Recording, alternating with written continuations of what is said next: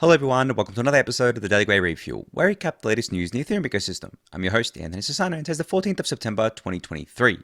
Alright everyone, let's get into it. So apologies for missing yesterday's episode. It's obviously something that I do from time to time. I call it the daily rug fuel instead of the refuel because I rug an episode every now and again. And unfortunately, I have even worse news than that. Oh, I guess that's not news, but I have some kind of disappointing news. Next week, next Wednesday, Thursday, and Friday, there will be no refuel, which means that the last refuel will be Tuesday, and then you'll have to wait almost an entire week for another refuel. Now, of course, you know what's going to happen during that week. There's going to be a lot of news, and I'm not going to be able to cover it. And I'm going to come back on the Monday, the following week, and I'm going to do like a 2-hour episode. I just know what's going to happen. So look forward to that. But yeah, Wednesday, Thursday, and Friday next week, there will be no refuel, and there will also be no episode with Eric next Saturday. I'll push that to the week after.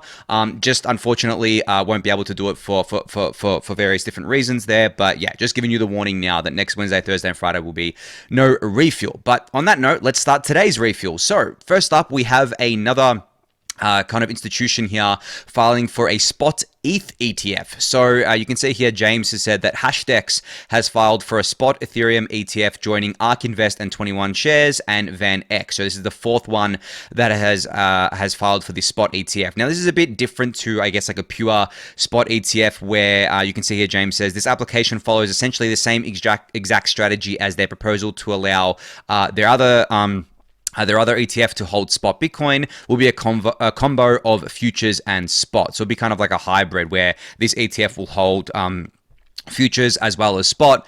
Not sure what the kind of ratio will be there. Not sure exactly how these products even work, to be honest. The ETF world is very new to me still, and I'm following various accounts as I continue on that cover the ETFs. But there was actually a really good Bankless episode with James. I think it was like a month ago now, and I only listened to it yesterday or the day before, that you should go check out as well, because James has been really good at keeping on top of this stuff, and he's got a wealth of knowledge about ETFs and TradFi and about how all this stuff works. So you should definitely go check out that podcast up there.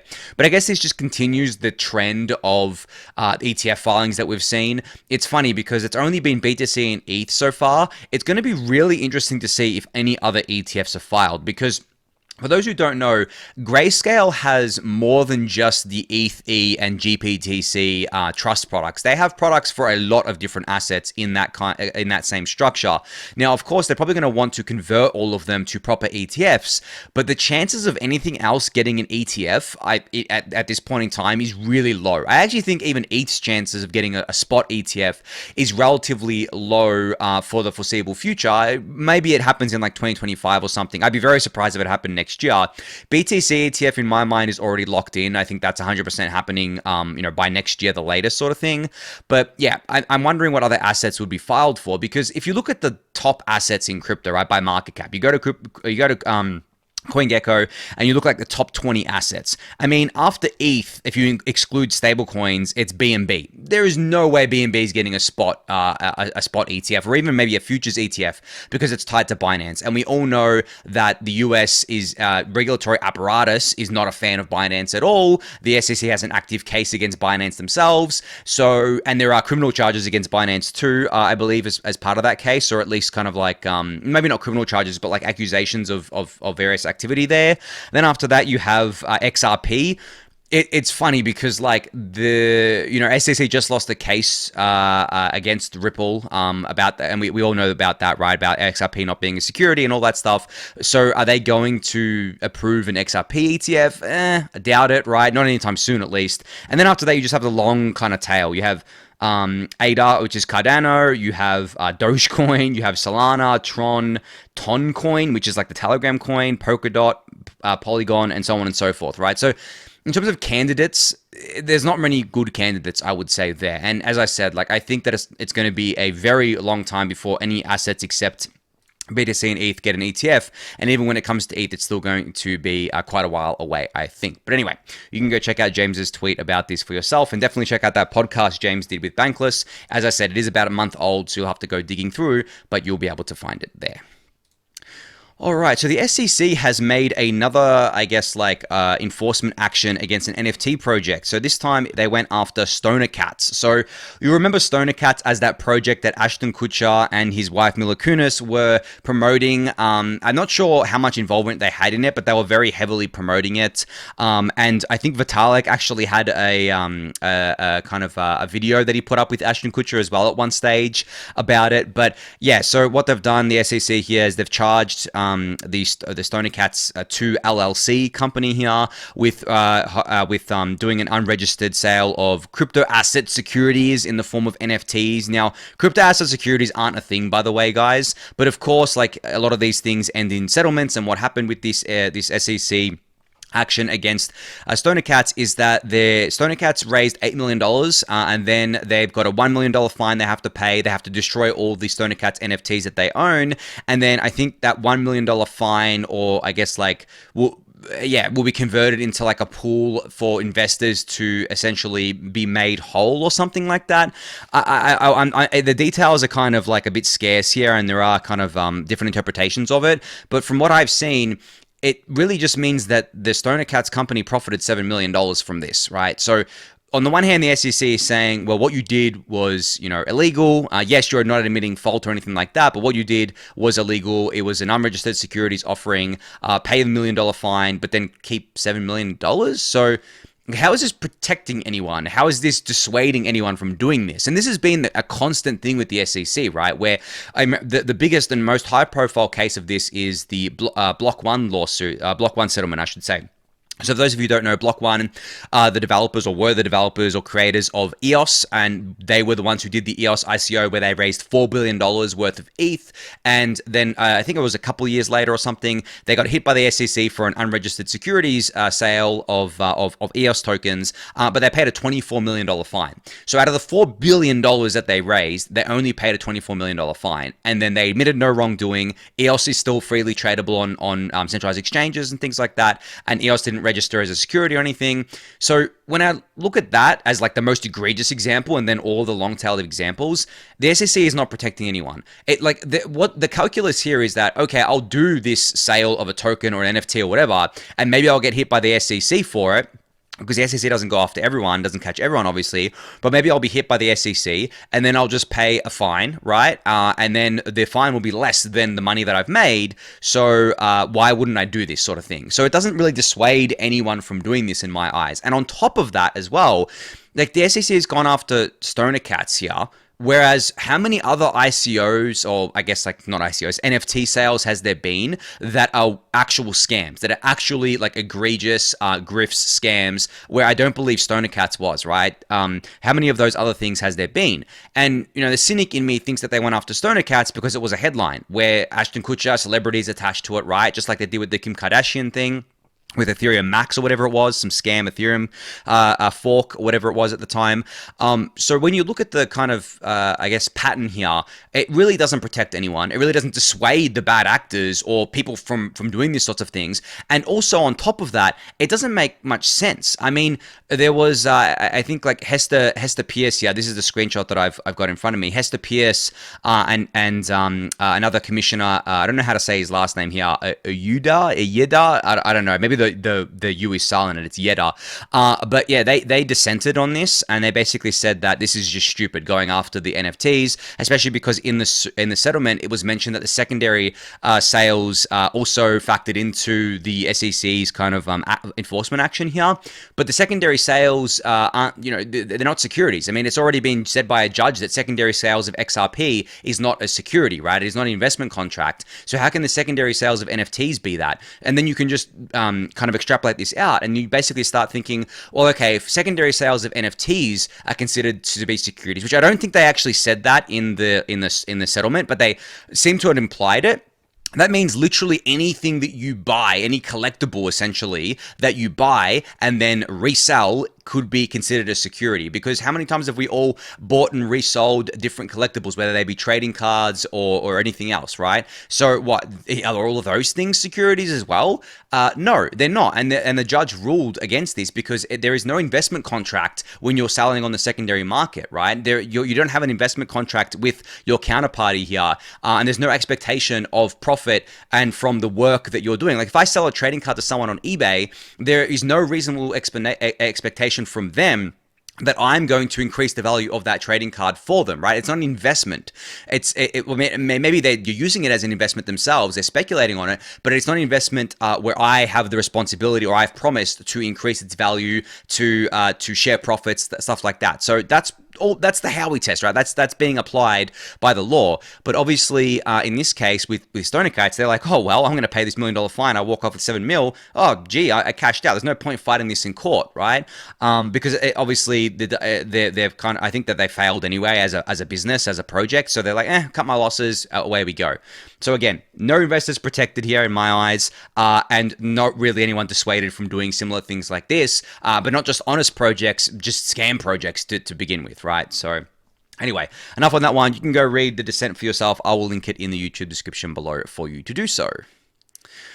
All right, many of you will be aware that Lodestar, one of the Ethereum consensus layer clients, was running an incentive program to run the Lodestar software in order to win in a prize pool or share in a prize pool of 25,000 USDC or US dollars here. And you can see the winners have been chosen. So there's a list of 86 winning validators, and you can go check and see if you're on there if you were enrolled in this. But yeah, they say here that the 25,000 USDC will be distributed to these kind of 86 winners. If they are the final winners, because they obviously have to validate and make sure of everything there, then you'll get that there. So yeah, I think this is really cool. I think if you look at the amount of people using Lodestar before the incentive program versus people using it now, it obviously moved the needle. Lodestar, I think, is, if I'm looking at the client diversity website here, it is the least used client. Yeah. It is. It's at 1.17% market share on the consensus layer side of things, but I believe it was the most recent one to come out as well, and it is obviously the least well known. But I think that 1.17% is definitely higher than before this incentive program started. I don't have the historical data here, but just to illustrate the point here. But yeah, hopefully people just keep using Lodestar because it is a good client, and they've been using it for the incentive program. But really, there's no reason to switch back if it's been running fine, right? Which I think it has. I don't think that there's been a hiccup on it from what I've seen.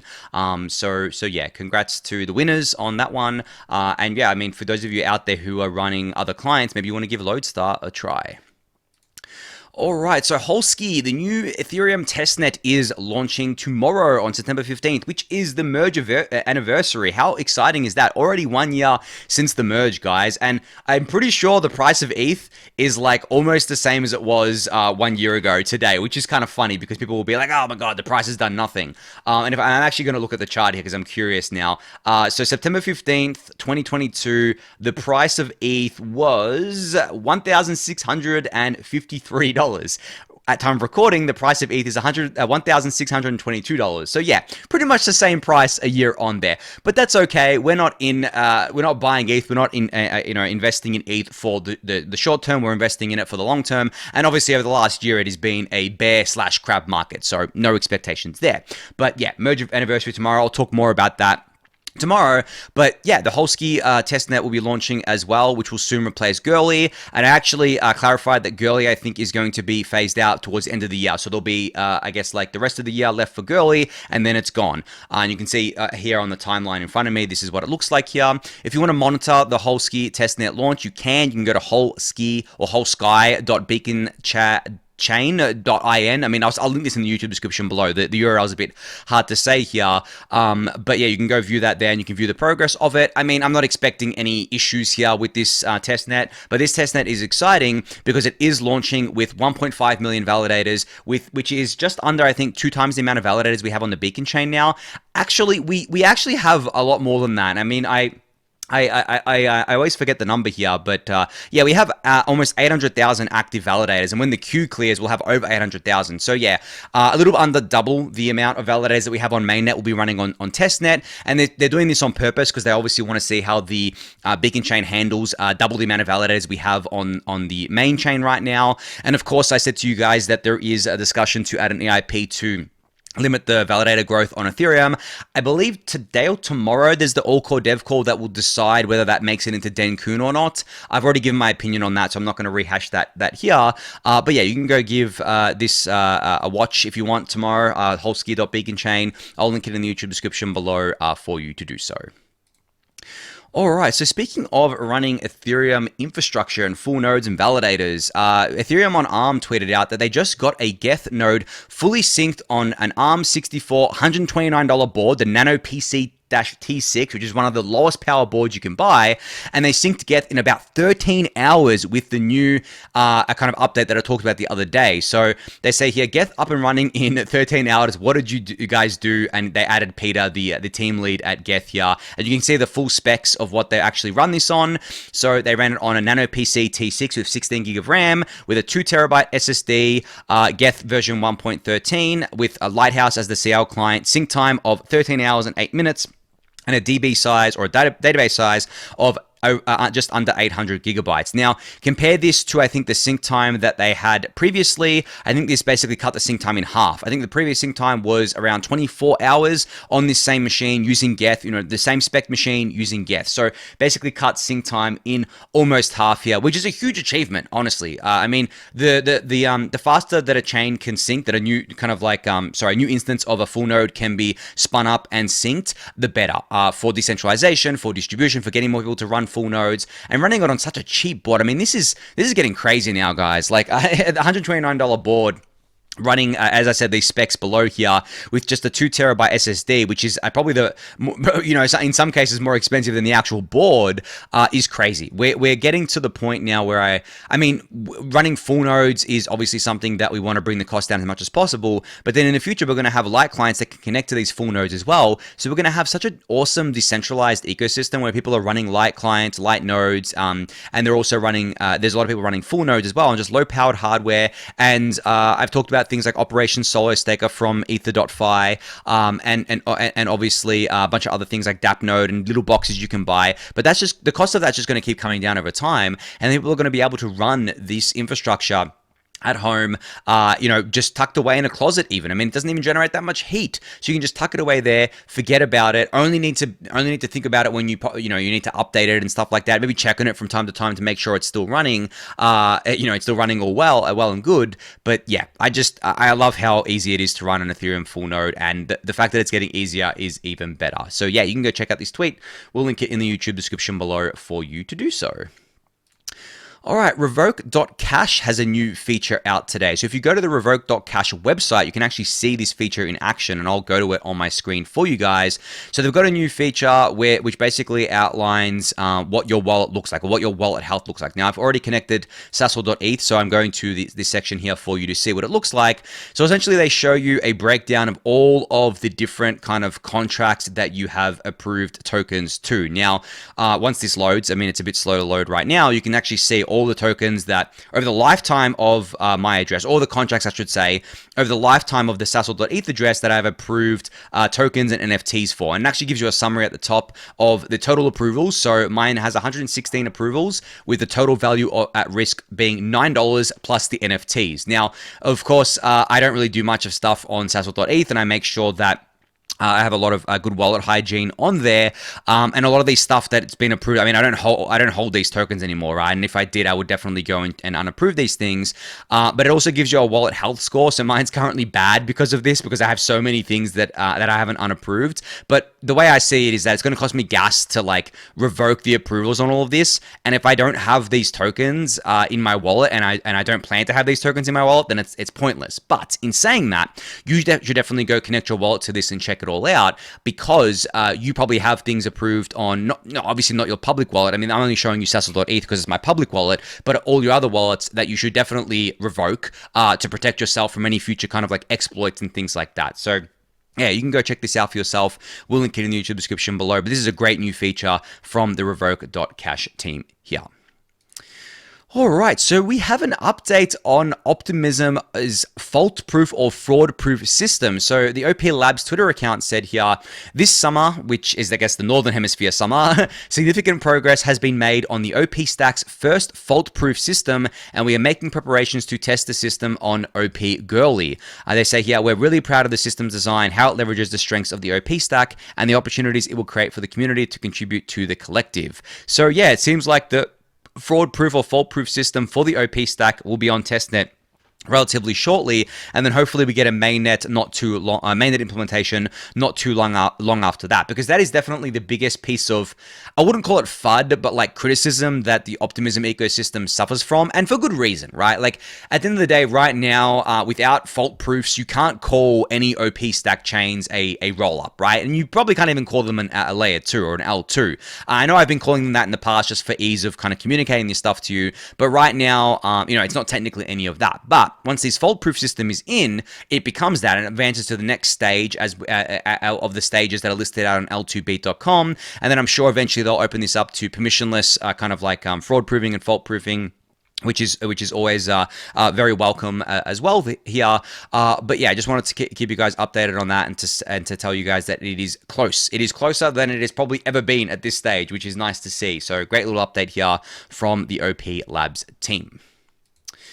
All right, a few Polygon updates to get through today. So they've announced today that the Polygon 2.0 implementation kicks off with the release of 3 Polygon improvement proposals, or PIPs. Now, just should disclose here that you guys know I'm an advisor to Polygon. Just wanted to disclose that and get that out there. But I think this is a massive and exciting upgrade for the Polygon ecosystem. I've gone through the Polygon 2.0 roadmap before, so I'm not going to rehash that here. But these 3 PIPs basically include the one to convert Matic to Pol, so obviously change the Matic token to the new Pol token.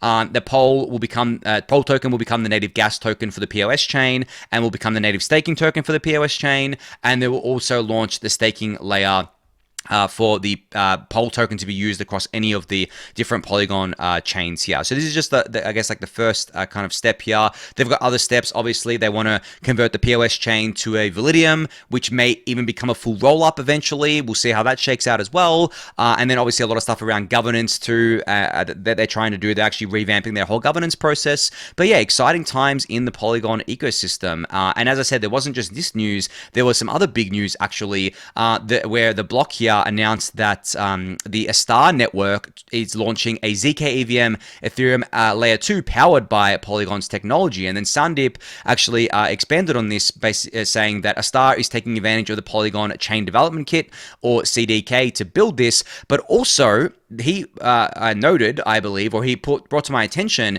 that Astar Network is apparently a leading blockchain of Japan and is part of the Polkadot ecosystem. So essentially, this is Astar basically saying, well, we're in the Polkadot ecosystem, but we want to move to the Ethereum ecosystem, and we want to build a layer 2 using Polygon's technology on Ethereum. So this goes back to my long-held thesis, and I think I've held this for 2 to 3 years at this point, that everything would come home to Ethereum. And another thing that I haven't actually got up here is a tweet that I saw today. I actually shared this in the Daily Gwei Discord channel. I'll bring it up for you guys here, because I really want to illustrate something to you about this thesis that I've had, because it's related to this. So Dapline, who you guys know as a core dev at Lodestar, gave a presentation on Gnosis chain as an L2. And I've said before that I believe that if any chain was to convert to an L2, Gnosis chain is definitely up there as one of the top candidates here. So really this whole trend of just like things coming home to Ethereum, right? And basically coming home and converting themselves to an L2, and us getting more L2s being spun up than L1s. As I said, a long held thesis of mine the last 2 to 3 years at least, where I said that I believed once the L2 infrastructure was there for people to build their own L2s, obviously with OP Stack and the Polygon CDK and Arbitrum's stack as well. And I mean, pretty much every L2 team has one now. People will opt to build an L2 instead of an L1. And that's exactly what we are seeing here. We're seeing the conversions, and we're seeing people spin up L2s. I went over the other day, I think it was last week or the week before, all the OP stack chains coming online. Now, if you enumerate those against the new L1s, we've already beating the new L1s. Like L1s are a thing of the past now. Think about the most high-profile layer ones out there. Aptos, Sui, and Sei, I think, are the most high-profile new L1s, I should say, that have come out in the last kind of 12 to 18 months and been announced. I'm pretty sure like all of them are struggling hard to really gain adoption, to gain developer activity, to gain any kind of attention on them. And I actually know that there is a team out there, I think, I don't know this for sure, but I've heard a few things that there is a team or teams out there that want to build a layer 2 network on Ethereum based on the Move programming language, which is what Aptos uses.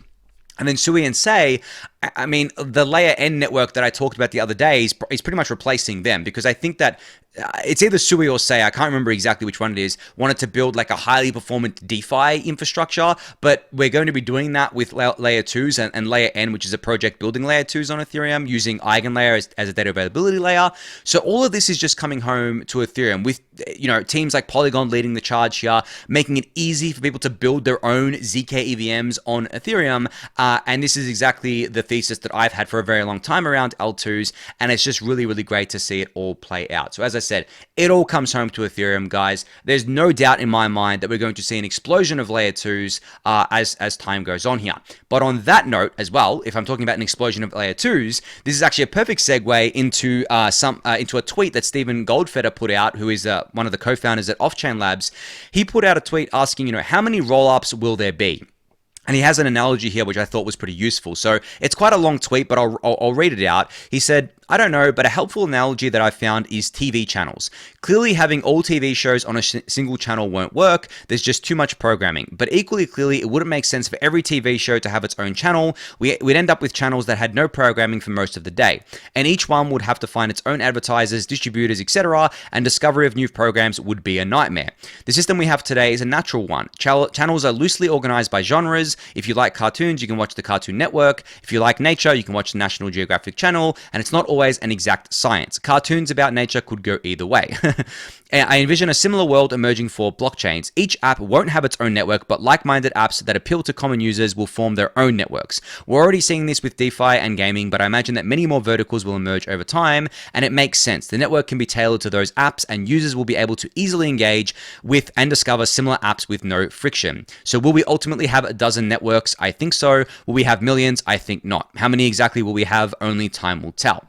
Now, of course, this is something that I've been beating the drum about for a while as well, where I said to you guys that I don't think there's going to be that many of these generalized L2s, the ones that kind of have a lot of stuff on them, and there will be a long tail of app chains. But I've also said that most of those app chains will not succeed. Most of those app chains will fail, and there really will only be a select few that will succeed in my mind.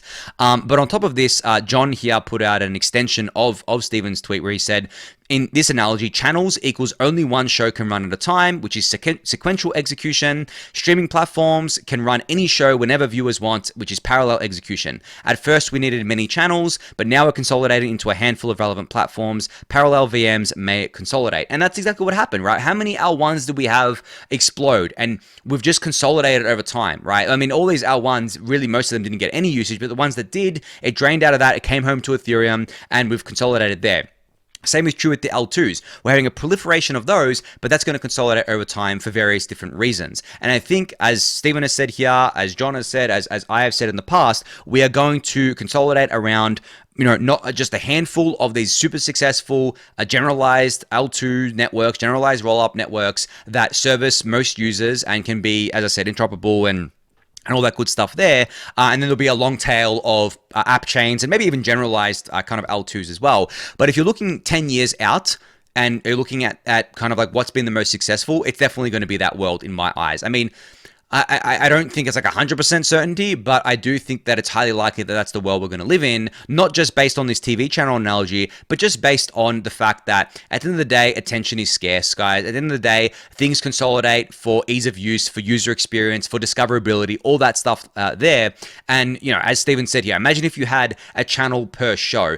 There are thousands, tens of thousands of different shows and programs in the world. I mean, potentially hundreds of thousands, right? I don't know how many there are. Now, imagine trying trying to have to sort through all of that without a way to consolidate, it would be a nightmare. And as Steven said here, most of the time there wouldn't be anything on those channels anyway, because they're, you cannot, I mean, you'd probably just rerun the same thing over and over again. It'd just be really boring and it wouldn't appeal to anyone, and no one would really watch it. So having these kind of things segmented into different genres made a lot of sense here, just like how we're going to probably see things segmented in the roll-up space into like DeFi and gaming and various different things out there, especially because these things also require different levels of security as well. Like gaming doesn't require the same security guarantees as DeFi. So gaming could be like Validiums, whereas DeFi needs to be full roll-ups because you want that extra security there. So all of this stuff kind of compounds on each other and consolidates within each other to form the best layer 2 kind of ecosystem that we can have.